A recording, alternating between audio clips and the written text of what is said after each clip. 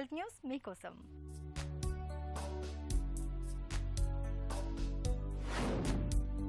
Vaccine రాకతో కాస్త కుదుట పడుతున్న ప్రపంచాన్ని కొత్త రకం కరోనా మళ్లీ కలవరంలోకి నెట్టింది.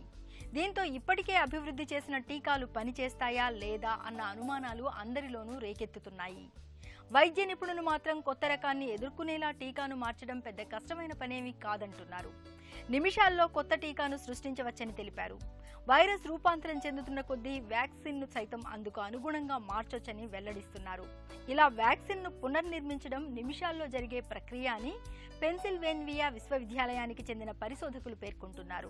వైరస్ తరచూ రూపాంతరం చెందుతోందని, తద్వారా ఇతరులకు సోకే గుణం హెచ్చిస్తోందని ఆందోళన వ్యక్తమవుతోన్న వేళ పరిశోధకుల ప్రకటన ఊరట కలిగిస్తోంది. వైరస్ రూపాంతరం చెందడాన్ని బట్టి చూస్తే అది మానవ శరీరంలోకి చొచ్చుకెళ్లేందుకు అనుగుణంగా మారుతున్నట్లు తెలుస్తోంది. అందుకోసం మహమ్మారి కొత్త మార్గాల్ని అన్వేషించుకుంటోంది. అయితే ఎంఆర్ఎన్ఏ సాంకేతికతతో అభివృద్ధి చేసిన వ్యాక్సిన్లు రూపాంతరం చెందిన వైరస్ను ధీటుగా ఎదుర్కోగలవని పరిశోధకులు ఉద్ఘాటిస్తున్నారు.